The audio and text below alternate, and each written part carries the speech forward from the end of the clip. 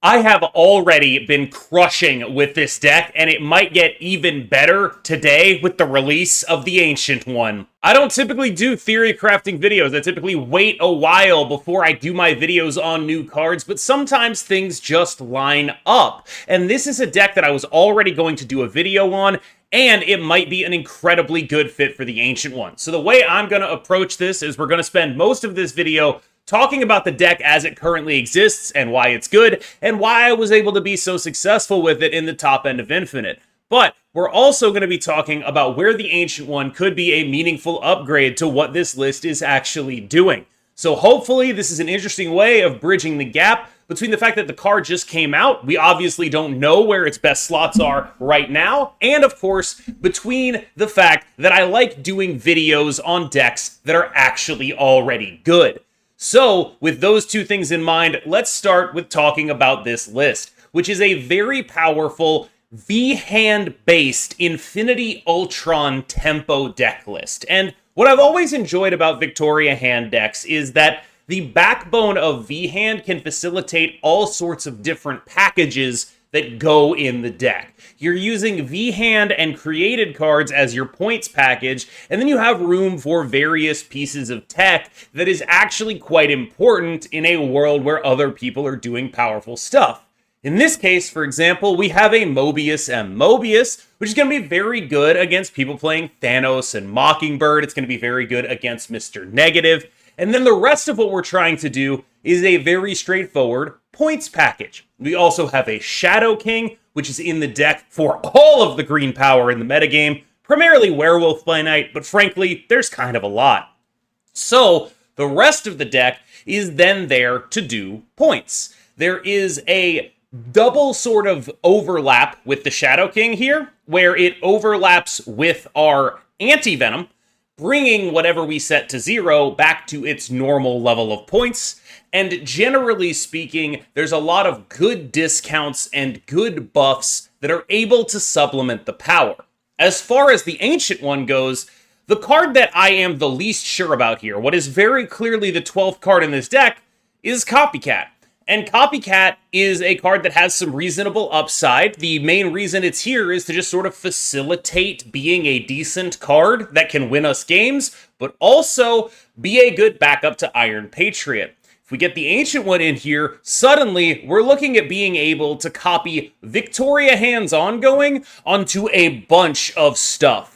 Getting triple Victoria Hand is so far and away the nut draw of this deck already. I can only imagine what happens when we're able to get 5 Victoria Hands once the Ancient One is in here. The Hood is a large part of the points package of this deck. Hood Misery, obviously an incredibly powerful thing to be doing. Multiple 1/6s that get buffed by Victoria Hand. Copying even a demon with our Frigga, an extremely powerful thing to do as well. It just gives us a lot of points, and one of the things about tech like Shang-Chi is that Shang-Chi is best used in decks that don't have massive point ceilings. This is the kind of deck that can just put like 30 points in a lane and make that 15 power card not actually all that important to the game. I like Quinjet in here in large part because it helps facilitate the Infinity Ultron type stuff. If you decide to move away from Infinity Ultron, let's say you want to put the Ancient One in and that means that you want another ongoing card like a Claw or something like that, I think Quinjet becomes a little less valuable, but at the same time, putting it in, if you have the Ancient One, will make that Tau Mandala a little bit less expensive. I've enjoyed Quinjet, is a short version of what we're trying to say here. It's just a pretty good card. I could understand if you want to go for the Nico to get that high roll copy onto the V-hand, but I'm not sure it actually is better. If you can run a Shadow King in a deck like this, you're going to have a pretty large advantage, and a lot of that is because Shadow King is both offensive and defensive. On the offensive side, it can take the card we anti-venomed and make it basically normal again. On the defensive side, it can deal with big scaling threats, and of course, anything that was applied to our big cards, like an Affliction off of a Hazmat or a Laufey, for example.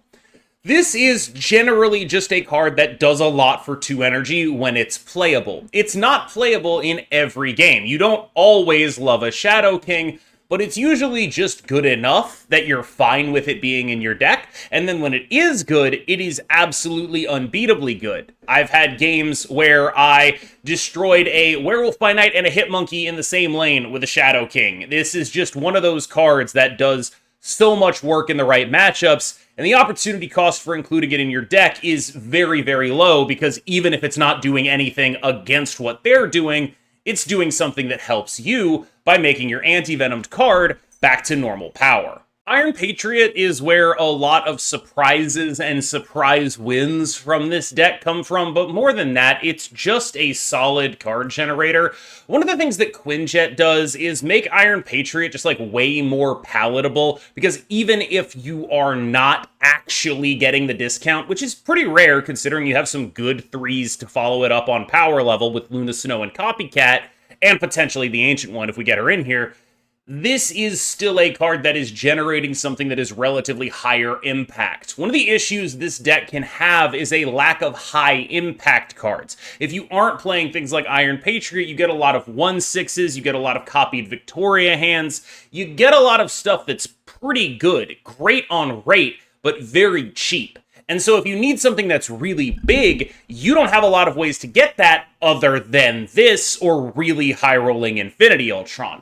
So that's really what Iron Patriot is bringing to the table here. Victoria Hand is the linchpin of this deck. This is a card that we want to be hitting with Frigga basically all of the time. In previous iterations of Victoria Hand decks, I have been an advocate for holding this combo until turn 5. Or until the turn where you have 5 energy, so you can go V-Hand Frigga and not risk it getting Red Guardian. In the current world, I think a lot of the time, if you have like a 1-drop that will protect your V-Hand, I'm much more okay with running this out on 2-3. In large part, that's because we have more top end now. It's not just the Iron Patriot stuff, it's that like we're going to be generating cards off of Infinity Ultron, we've got this Misery stuff going on. A lot of the time, in the previous iterations of this deck, we didn't have top end. This version does have top end with Infinity Ultron, so in this deck, you'll see me playing a lot more 2-3 V-Hand Friggas than I otherwise would be, just to make sure I actually get all the cards out of my hand by the final turn of the game. This is a pure flex slot here. Mobius is just a card that I like. I think you could run a lot of stuff in this spot. You could be a Shang gamer, you could be a Juggernaut gamer, you could be a Red Guardian gamer, you could do a bunch of things, right?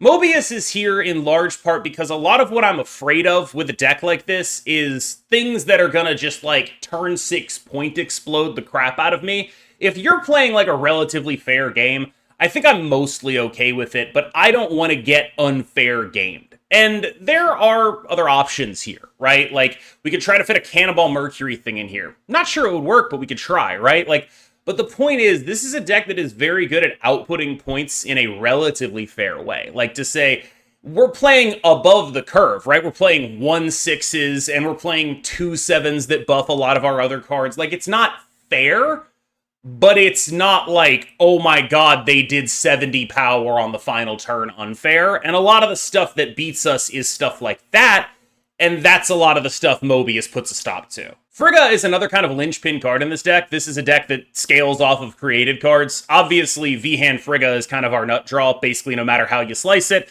This is not a card that I can reasonably see cutting from this deck in any respect. It is a core piece of what this deck is trying to do. Copying a V-Hand is the thing this deck does, but you can also do things like, if you get your Infinity Ultron out early enough, you can copy a cool stone, or you can do things like copying a demon. All of that is really important to what this deck is trying to do. This is a staple card here. Copycat is where I can see the Ancient One slotting in here, and it sort of depends on the other decisions we make, but Copycat is mostly here so that I can do something that backs up Iron Patriot. The person I got this list from is Smiles, and I made a couple of changes. One was to get Iron Patriot in here, and the other one was to add Copycat to get more backup for that Iron Patriot. And I do think those are the correct changes to make. But I will say, like, there's really cool stuff you can do if this is a Sage instead. There's really cool stuff you can do if this is an Ancient One instead. This is definitely card number 12 in this deck, and if you're looking to customize this deck to the meta, Copycat, Mobius, those are the places you can do it, I think. It's been nice to live through the Luna Snow renaissance that we're currently living in right now. It's not like she's the world's most goated card or anything like that, but she is eminently playable, eminently fine to do things with, and very good with Infinity Ultron.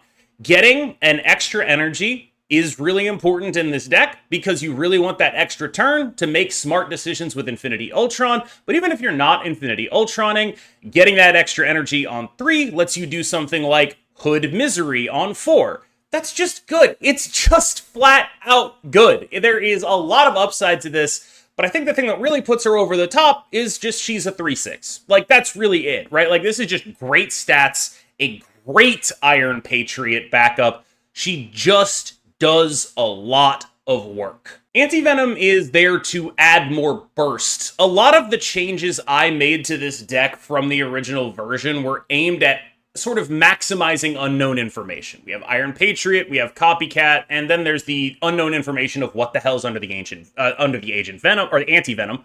What the hell are we generating off of Infinity Ultron? That's ultimately what makes this deck work. Like, there's a lot of points in it, there's good tech, but the thing that makes it a true terror is just how little you know about the final turn output if you're playing against it. And this guy's a big part of that. I really enjoy the way that Shadow King sort of alleviates his downside while also being a proactive tech card. It's just a nice thing to have in your arsenal. Obviously also at 4/7, just a great body. One of the things you'll notice about this list is there's very few things that are underrated in it. Like, it's all synergy and all cool stuff, but when you drill into the backbone, there's just nothing underrated in this entire deck, barring maybe Shadow King and Mobius, which often play well above their stat lines. And I think when you look at some of the stat lines this deck has, Luna Snow at 3/6, Misery at 4/8, Anti-Venom at 4/7. It's just like, wow, those are actually really good, and I suspect this deck would still exist if a couple of them lost a point. Which goes to show you just how strong these cards are if you're playing them in the correct context, because then they become things like 4/7 with massive upside, 4/8 with massive upside, and 4/8 with massive upside is a very powerful card, and that's what Misery is in this deck. Having a top end like Infinity Ultron is pretty useful. I have noticed that it is still a bit of a purple stone, red stone bot, especially purple stone. That's really the one you want to see because it's adding the power to the Infinity Ultron lane without taking up space and then like taking a Victoria hand buff of its own. That's really still kind of the nut draw here. There are not a lot of good ways to use things like the yellow stone, but time stone, the green stone can pull stuff out of your hand. And actually, the space stone at just 2/5 is just something you're interested in a decent amount of the time, especially if you have a Quinjet on the board. Like, you're a deck that like makes a bunch of 1/6s as part of your game plan. Getting a 1/5 ain't bad either. And so this is a card that just has a lot of created power in it. Obviously, purple stone's still the cream of the crop, but you are getting more out of most of the other stones at this point as well. Just a very solid top end to a deck that, I won't say it lacked top end per se, but it definitely has more of it now. So I already did really well with this deck, and when looking at the Ancient One, I could not think of a thing I would rather be doing than putting the Ancient One in a deck like this. So that's why this video is releasing today. Obviously, tomorrow I'll have my normal Ancient One decks from day one kind of video going up with like a little bit of a review of the cards so we can really get a better sense of it. One of the things I've been thinking about a lot is like this schedule. Tuesday videos are always awkward for me because I like to have a larger amount of time with the card so I can actually give you a reasonable recommendation about it. I want to have like 24 hours or at least 12 hours of like, okay, I've been playing this card, I really understand this card, I think it's good, and I don't want to make a video and be like, oh my god, it's so good, and then like it turns out it's not all that good. The longer the sample size I have with the new card, the less likely that is, so my Wednesday videos are typically the new card videos, and Tuesdays just sort of sit here. How do you feel about this approach? Let me know in the comments if you have any tips or suggestions for what those Tuesday videos should be. As always, I've been KMBest, you've been phenomenal, and we're about to jump into some gameplay. You have a good one. Confidence for that. But is different types, you know what I mean?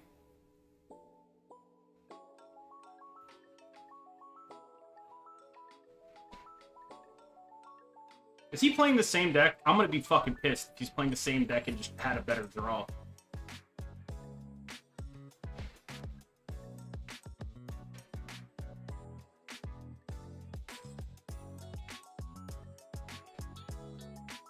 Fascinating. Anyway, I definitely don't win this. And it's also... things are not good here. Meow. Hi. Hello. Oh my god, look at you. She just came running in.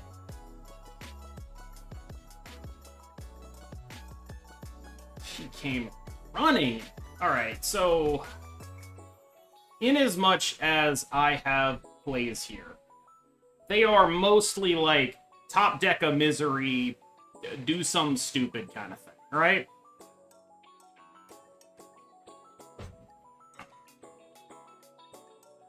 Maybe even the top deck misery doesn't work, actually. Okay, the cheap V hand's really interesting. I will play IU. And then we'll just sort of see what happens. Obviously, enormous win.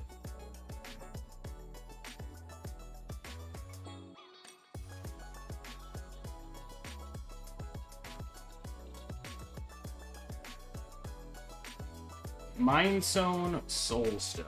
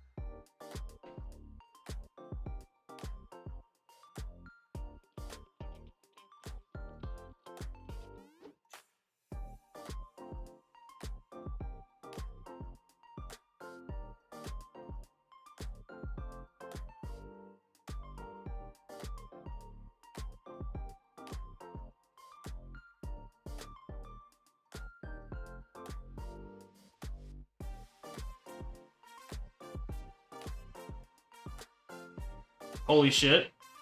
Did I actually rip this? Am I actually the greatest gamer of all time? Is that actually me? Oh my god. I am the greatest gamer of all time. Aura farmed! Oh my god, he's been so heinously aura farmed! Holy shit. Oh my god. Aura farming Shadow King! Oh my god, oh my god, oh my god, oh my god! Red Guardian, which, if we'd hit it just to disable that, would have been enough.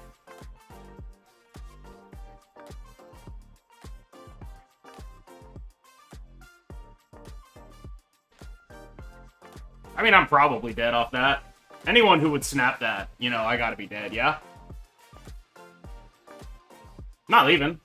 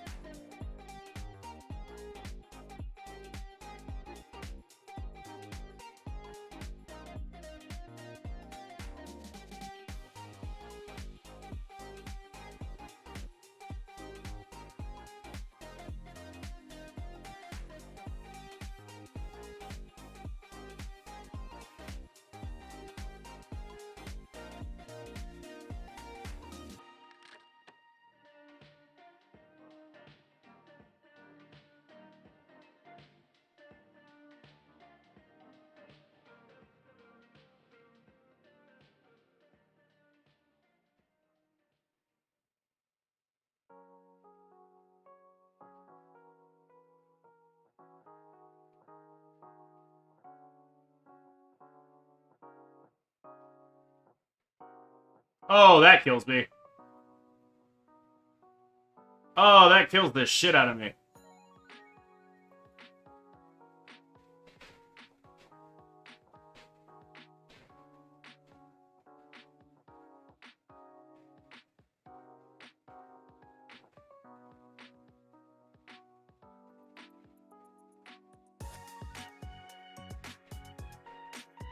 Man, this is actually, like, such an insane hand if I can do anything with it. Like, look at the numbers.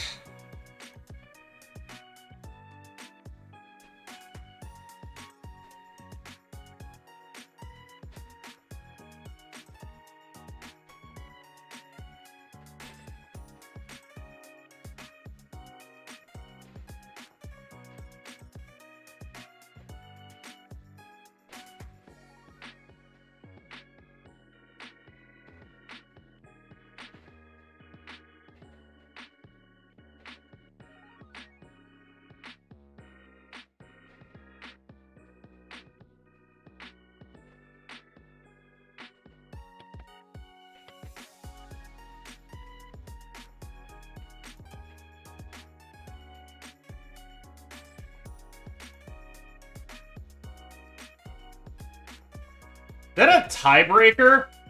Holy shit. No way. The tiebreak play actually matters. Oh my god. Oh my god. You ever just win a game you have absolutely no right to win? Tea, still too hot. One day I'll figure out how to make it not that awful.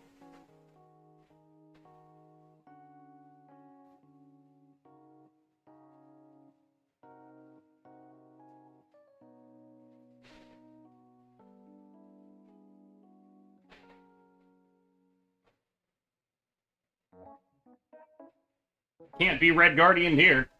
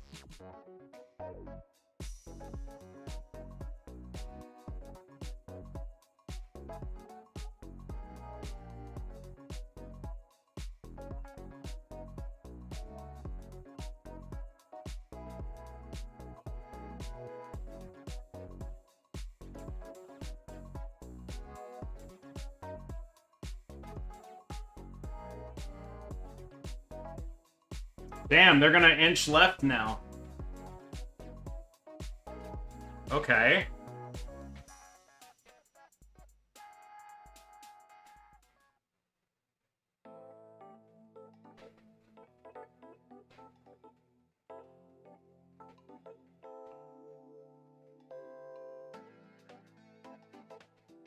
So they have 9 energy. It could be like inch Shang. Could be a ton of shit, honestly.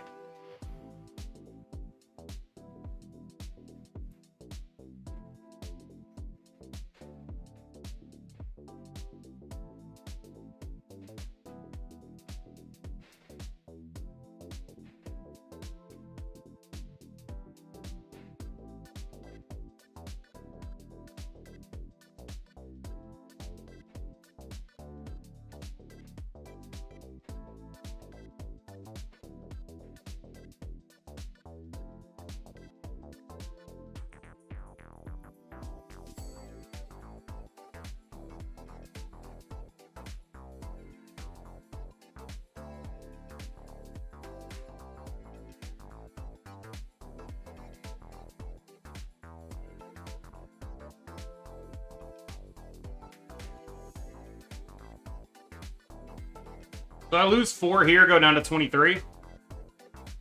Polymorph 1 and 2. Nice. Close, but no cigar. I want to drink my tea, but it's too hot. I feel like you can see the smoke being let out, or the steam being let out. What are...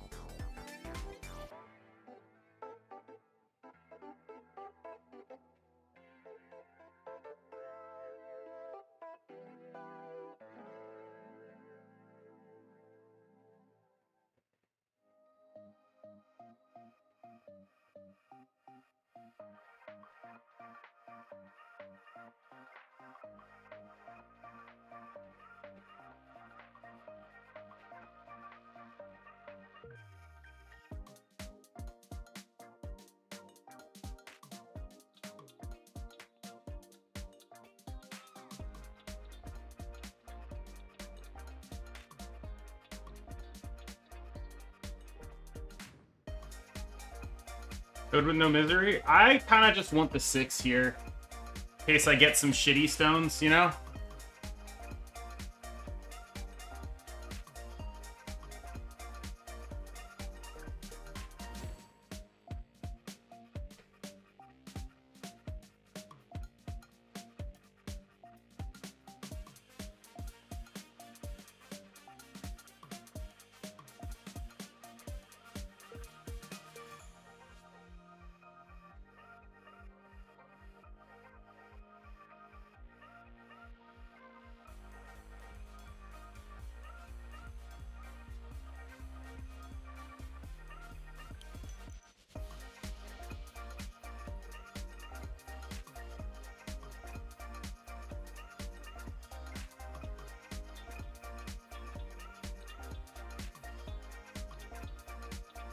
It's actually more points if I go Demon, B-Hand, Infinity Stone, isn't it?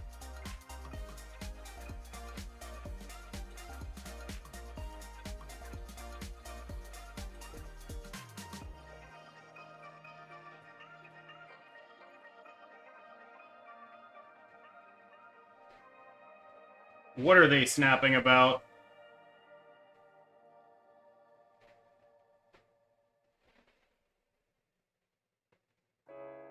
Oh my god, I would be so mad if I were them. I would be so mad if I were them. This is the most mad I would... what the fuck, dude?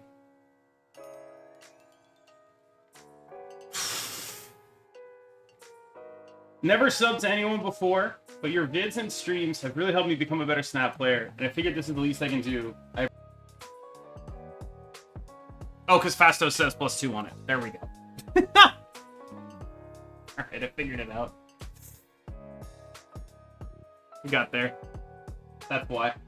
That's because that's what Fasto's text is. He's not Surge. Okay, good news. I know they don't have She-Hulk.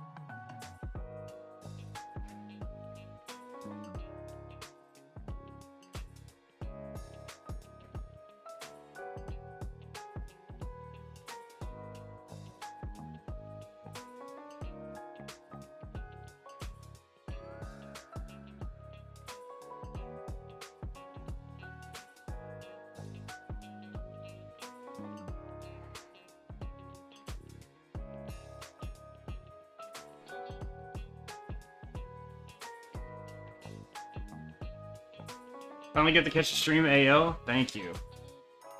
I'm gonna just fuck around here, I think. Thank you for stopping by, though, for sure. And I hope they don't just... What the fuck? Okay, good. They blew it up. I was about to be like, that is insane if they actually just played 3 things in here. I was about to start calling that dude a sniper. Holy shit. Nah, this is chill.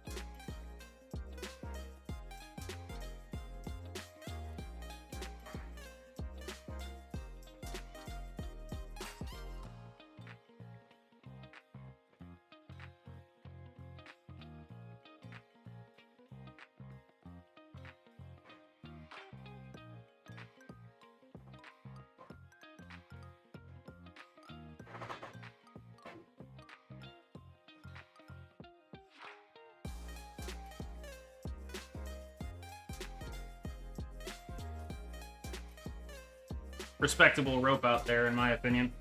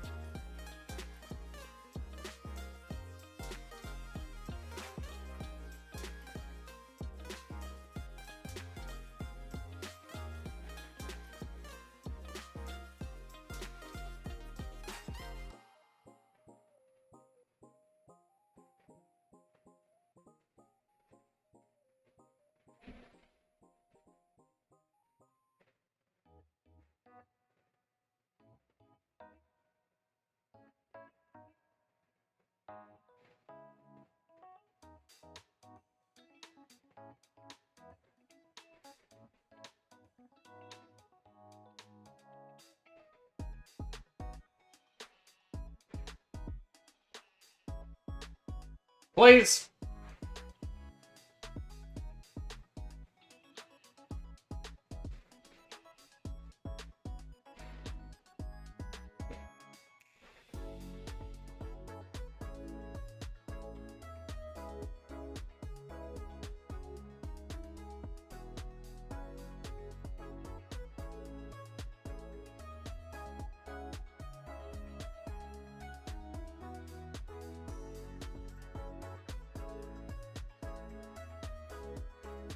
I don't know what's happening here, but I'm hoping something cool happens for me.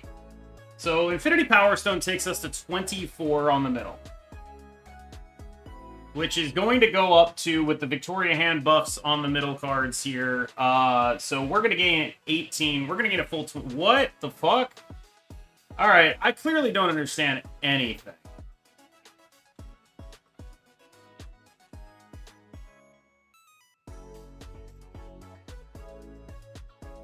I win a tiebreaker? Alright. They had a Hulkling leader, so I guess I kind of understand now. But it's asymmetric because my demon is bigger.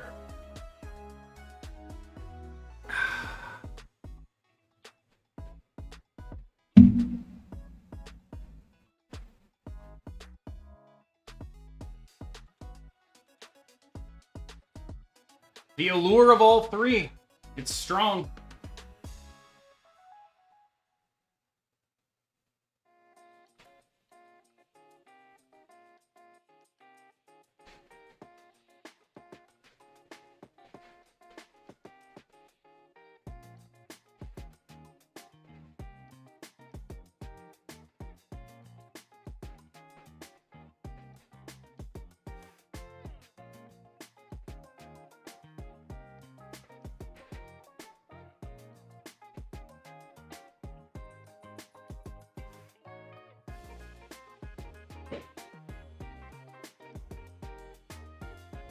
Holy shit. I mean, let's see what happens.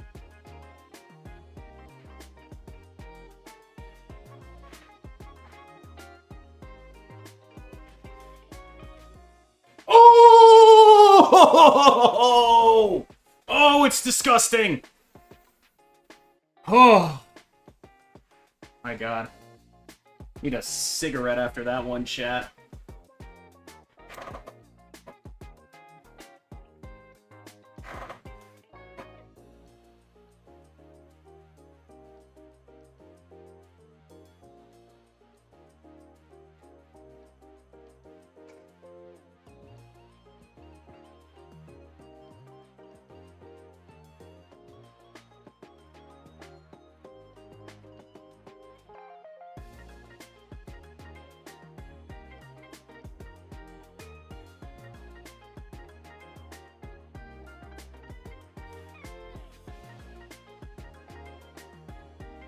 Fair enough.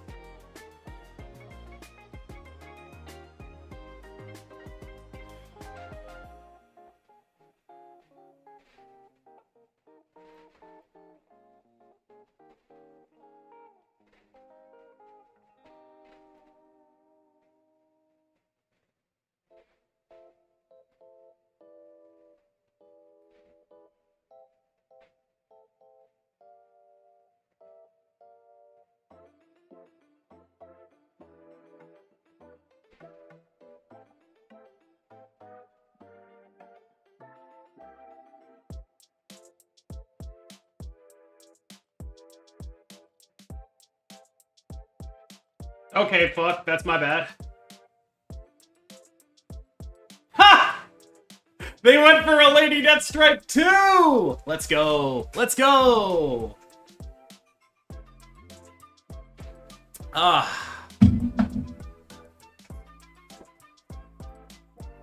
There aren't enough ways for new people to break into the creator scene.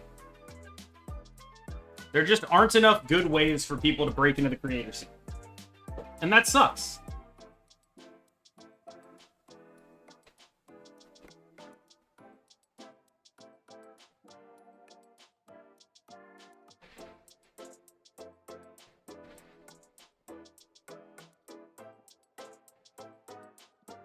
I got knocked out round 5 because I polymorphed my leash. Ooh. Why is that, you would say? I think largely the reason is related to issues with, and this is like a super specific thing to say, but it is, okay, Jesus Christ.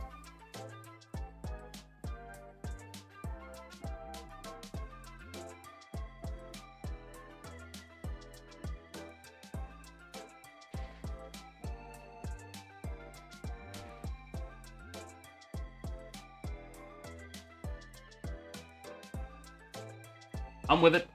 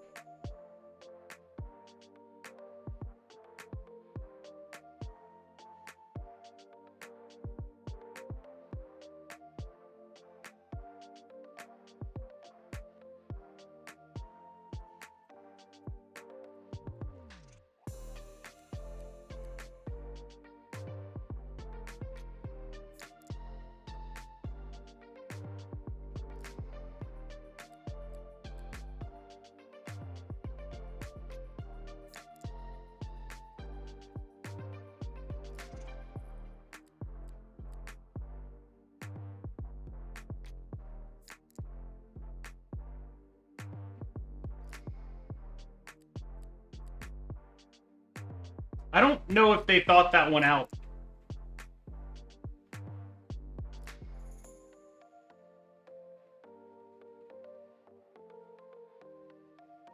That middle, very funny. That middle, very